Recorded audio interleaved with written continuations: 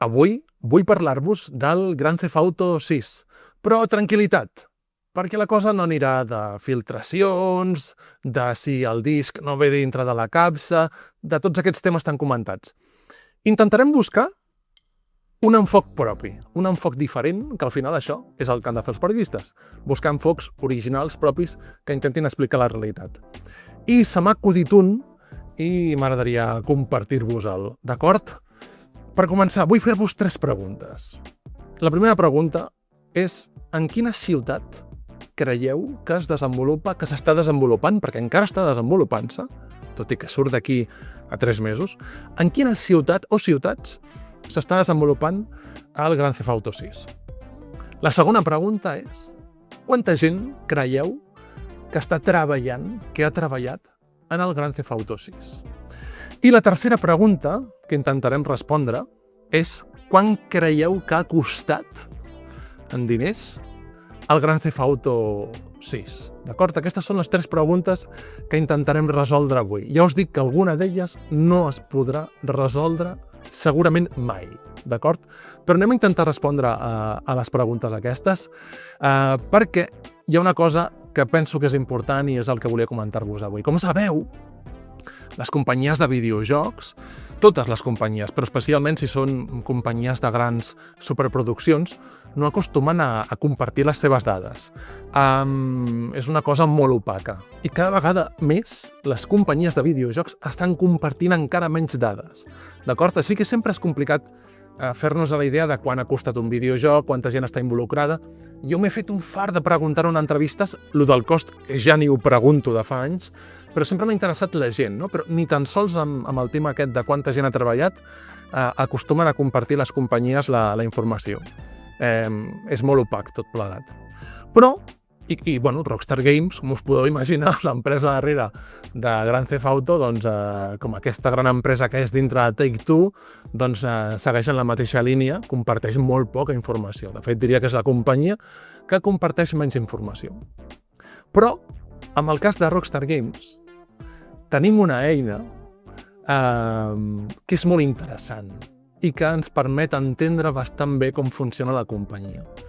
Aquesta eina, ara us la presentaré, la vaig descobrir quan estava escrivint això, el llibre que vaig publicar fa un parell d'anys, el 2024, per la col·lecció de videojuegos legendarios, que es venia als quioscos i que vaig fer un parell de volums i un d'ells era el de la saga Red Dead Redemption. Vaig gaudir molt escrivint aquest llibre i documentant i tot això. Vaig descobrir, quan parlava de Red Dead Redemption 2, una eina fantàstica. Resulta que Rockstar Games ha publicat en una pàgina web que es diu Red Dead Redemption 2 Thank You.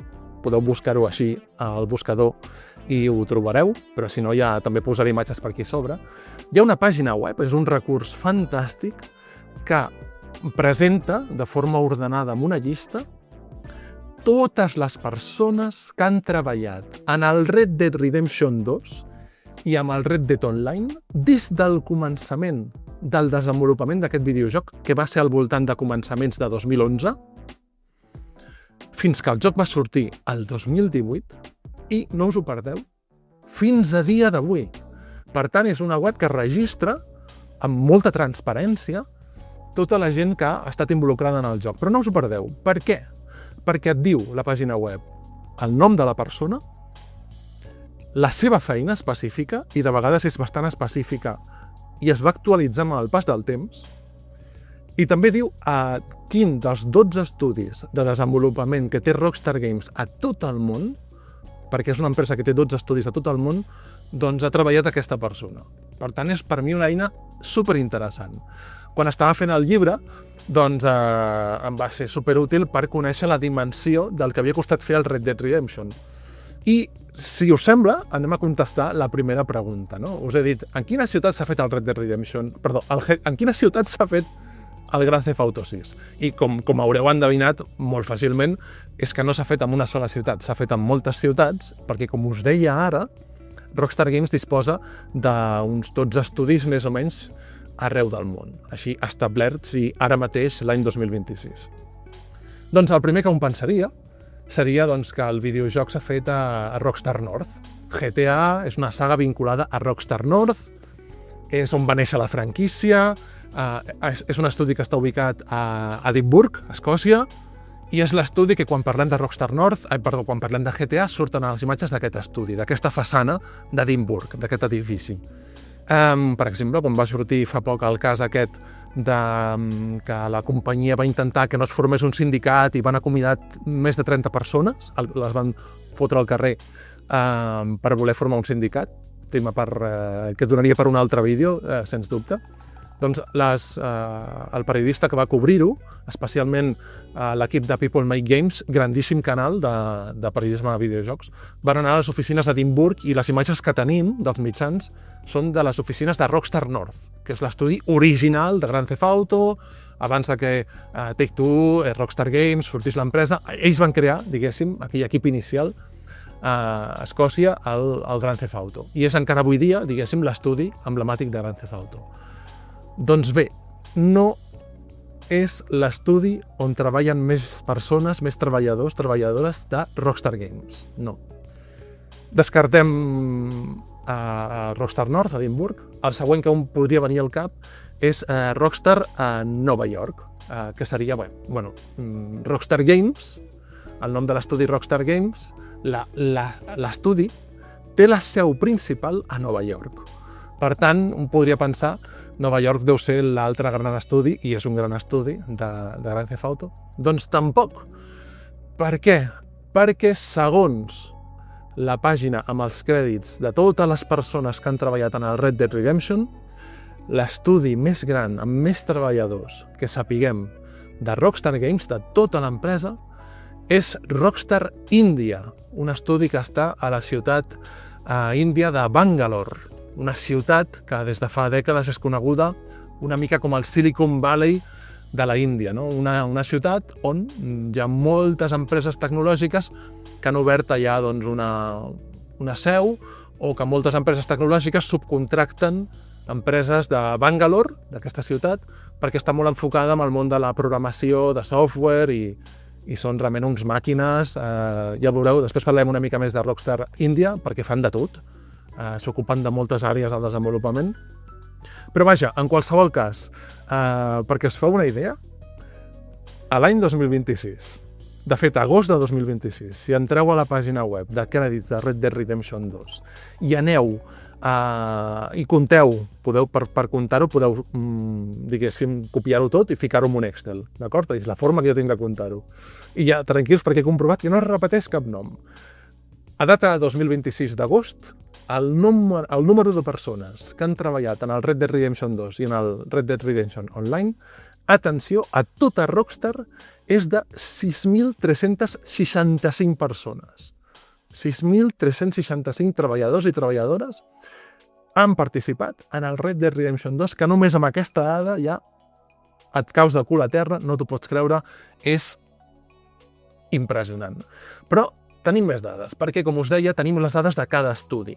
I ara mateix, si feu aquest càlcul que us deia, l'estudi que ha portat més personal al llarg de la història del Red Dead Redemption 2 i del mode online és Rockstar India, que a data d'agost de 2026 han participat en aquest joc 1.762 persones. És impressionant, 1.762 és l'estudi que tenim constància en el qual treballa més gent de Rockstar Games ara mateix, amb les dades que tenim a sobre de la taula, perquè només tenim aquestes. A partir d'aquí, de fet, intentaré posar algunes imatges perquè veieu, perquè són moltes dades. Veureu que us posaré la columna, i això és interessant. Per què? Perquè aquesta web s'actualitza. La web amb els crèdits del Red Dead Redemption 2, com que el Red Dead Redemption Online, el Red Dead Online, segueix en funcionament i segueix actualitzant-lo com a joc, com a servei, les dades van creixent. I tinc la sort, com a persona que li agrada estudiar molt la història de Rockstar Games en concret, no? Tinc la sort que vaig registrar, quan vaig fer el llibre, vaig registrar quantes persones hi havia en aquesta web en aquell moment que vaig fer el llibre. I m'ho vaig guardar, clinc, amb una carpeta, la carpeta del llibre, i ara puc comparar, perquè si no hagués registrat, potser més persones ho han fet, jo no ho sé. De fet, molt poca gent parla del que comentarem avui. Pocs mitjans de comunicació en parlen de tot això de la Índia i tal. Però vaig tenir la sort de registrar aquelles dades per fer el llibre. De fet, les dades del llibre són de 2024. Avui dia es podria actualitzar. I allà doncs, em permet fer una comparació com ha canviat en una mica més de 2 anys. No? I, per exemple, si ens fixem només amb les dades les més actuals possibles, Rockstar India segueix sent l'estudi que més gent aporta, després vindria Rockstar North, que està a Edimburg, després Rockstar Games, que és l'estudi que està a Nova York, que és la seu principal de Rockstar Games, després ve Rockstar Lincoln, que és un estudi del Regne Unit, Rockstar San Diego, atenció, Rockstar San Diego, és l'estudi que va iniciar la franquícia Red Dead, però aquí ara vindrà una cosa que no us he comentat i també és important. Està als Estats Units, i podríem anar baixant, teniu el gràfic allà amb els 12 estudis i podeu anar veient una mica com va això, amb tota la informació de tot això. També us he posat una columna on he posat en el temps que ha passat de 2024 a 2026 quin percentatge de treballadors s'ha incrementat aquell estudi concret, d'acord? I l'estudi que més ha incrementat no ha estat Índia, però ha estat dels que estan per la meitat i ha incrementat moltíssim, també. Un 30... En 2 anys? Amigos, aquí està la clau. En 2 anys, perquè el joc, el Red Dead Redemption 2, ja va sortir a la venda. Sí que li fan noves missions, intenten reviure el mode online, que està una mica així, com sabeu. Però és sospitós, no? Que s'hagi incrementat tant l'equip de desenvolupament de Rockstar India, de Rockstar North, de tots els estudis. Alguns dels estudis, com Rockstar Dundee, aquest també està al Regne Unit, s'ha incrementat un 135%. I totes les dades estan en aquest gràfic i també estan, com sempre us dic, sempre que és possible, en un article que he publicat a La Vanguardia, que us poso a l'enllaç, i m'agradaria molt que el veiéssiu, que anéssiu a documentar-vos allà. Us poso l'enllaç a l'article que he publicat a La Vanguardia sobre aquest tema que estem parlant avui, que estem comentant avui. Tinc poc temps, així que m'haig de donar pressa perquè haig d'acabar molt ràpid. Així que anem, vinga, va. Diferents coses que vull comentar-vos, així ràpidament. Per començar, parlem una mica de Rockstar India, d'aquest estudi de Bangalore. Quan sorgeix? Doncs bé, la data concreta de quan sorgeix l'estudi crec que va ser a començaments dels 90. Abans de ser Rockstar India no es deia així. Es deia Dubra Interactive. Dubra Interactive. I l'any 2019, Rockstar Games va pagar gairebé $8 milions per fer-se amb aquest estudi. Per fer-se amb aquest estudi que avui dia ocupa amb més de 1.700 persones treballant en el Red Dead Redemption 2 i, evidentment, en el GTA 6.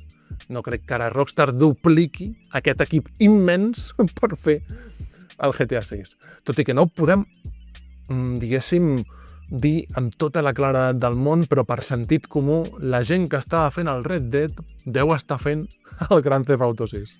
Llavors, Rockstar India ve d'un altre estudi, que era l'equip de desenvolupament, que pel que he pogut llegir, era el més antic de la Índia, de desenvolupament de videojocs. Ara bé, mirant les dades et vas trobant i vas descobrint coses interessants. Índia no és el país que més treballadors i treballadores aporta en el conjunt de Rockstar Games, sinó que és Regne Unit. Perquè si sumes, tinc aquí les meves notes com sempre, si sumes Rockstar North, Rockstar Lincoln, Rockstar Leeds, Rockstar Dundee i Rockstar London, que és l'oficina que jo vaig poder visitar un parell de vegades, la de Londres, són més de 1.762 treballadors. Són 2.444 treballadors. El país que més aporta en el desenvolupament dels jocs de Rockstar Games és Regne Unit, però l'estudi més gran està a la Índia. Aquesta és una mica, de forma resumida, el titular. Molt curiós, un estudi de la Índia, de Bangalore, fent un videojoc com el Red Dead i ara com el GTA, que s'ambienta als Estats Units, com pot ser, no? Un pensaria que la proximitat no és gaire cultural, és molt llunyana, no? Com per retratar de forma satírica als Estats Units, no? En els videojocs de GTA és el que es fa, i en els de Red Dead també. Doncs, veient també la pàgina de crèdits, veus a què es dedica la gent, i no es dediquen a una cosa així com que no requereixi coneixement artístic o de disseny. Al contrari, pel que he estat llegint, a la Índia, i Rockstar no és l'única companyia que està treballant allà, s'encarreguen de moltes facetes del videojoc. Modelats 3D, animacions, disseny d'escenaris, creació de recursos com, per exemple, textures, i també molt control de qualitat. Per tant, és un estudi totalment versàtil, fan de tot, i és impressionant i tal. Hi ha molt poca informació d'aquest estudi. També és important això. Així com de Rockstar North, per exemple, sabem moltes coses perquè alguns treballadors s'han significat i tenim informació, poqueta informació, però coneixem una mica les condicions de treball gràcies als periodistes, no? Que han destapat els casos de Crunch i tota la pesca. A Rockstar India hi ha molt poca informació. Trobaràs alguna cosa per internet, però jo no m'he pogut refiar perquè som a fòrums i no me'n refio de tot el que veig a internet. Per tant, necessito que un mitjà algun dia, a veure si nosaltres algun dia o qui sigui, aconsegueix parlar amb gent de la Índia. Crec que és molt interessant per conèixer les condicions, perquè Rockstar Games està a Bangalore perquè són molt bons i perquè són molt més baratos els sous allà. Això es diu molt ràpid. Atenció, una altra dada que a mi em flipa. A Rockstar Games hi ha 6.365 treballadors, actualment dintre dels crèdits de Red Dead Redemption 2. Però atenció, perquè el següent us explotarà al cap. Ni de bon tros hi ha tota la gent que va participar al Red Dead Redemption 2. Va participar bastanta més gent. Per començar, els prop de 1.200 actors i actrius que van donar vida als personatges de Red Dead Redemption 2. Vale? Estem comptant sempre Red Dead Redemption 2, perquè és on tenim les dades i actualitzades. Per tant, no hi ha en l'Arthur Morgan, en Roger Clark i la resta de personatges del joc no estan comptats dintre, tot i que van treballar anys brutals. L'Arthur Morgan va estar més de 5 anys allà fent frases pel videojoc. I tampoc hi ha els músics, que són desenes de músics. El Buddy Jackson, el músic de Red Dead Redemption 2, el Daniel Lanois, tota la gent que va participar en aquesta banda sonora impressionant, no hi ha ningú. Només hi ha treballadors de Rockstar Games. Imagino que deuen ser contractats per Rockstar Games. Curiós, això ens fa veure, evidentment, que les produccions d'aquesta empresa són les més ambicioses que hi ha al món, i és una cosa que podem dir, tot i no tenir la dada, crec que és una evidència. Per tant, hem contestat a una pregunta que és on es fa el Grand Theft Auto 6, on es fa el Red Dead Redemption, doncs es fa en aquestes ciutats i en gran part s'està fent a Bangalore, òbviament. Hem contestat a la pregunta de quanta gent treballa, milers de persones treballant en remot. Ja sabeu, avui dia, en el món del videojoc, des de fa molts anys, és molt habitual que la feina es faci en remot. L'exemple de l'últim vídeo, del Dusk Fate, aquell joc que s'havia fet a l'estat espanyol, però arreu d'Espanya, diferents llocs. Barcelona, Galícia, Andalusia, a tot arreu s'havia fet el Dusk Fate. Doncs amb el cas del Red Dead Redemption 2 i del GTA 6, també. I per acabar, la gran pregunta, no? Quan ha costat el Grand Theft Auto 6? Jo estic fart de veure articles periodístics que diuen que és el joc més car de la història. I a mi això, no m'acaba d'agradar, perquè no ho sabem. A veure, per sentit comú ho és. Però a mi, si no hi ha la dada, si no tenim una dada a la qual agafar-nos, doncs intento no dir-ho. Intento no donar per fet que és el joc més car de la història, perquè realment no tenim una dada. D'acord? Tot i que per sentit comú, ja us dic jo que l'és el joc més car de la història. El Grand Theft Auto 6. Però no tenim la dada, per això jo intento no dir-ho i intento dir les coses que sí sabem, que és, per exemple, la quantitat immensa de persones que treballa fent els jocs de Rockstar Games. I sobre això dels diners, m'agradaria compartir-vos una anècdota, perquè jo això ho vaig preguntar.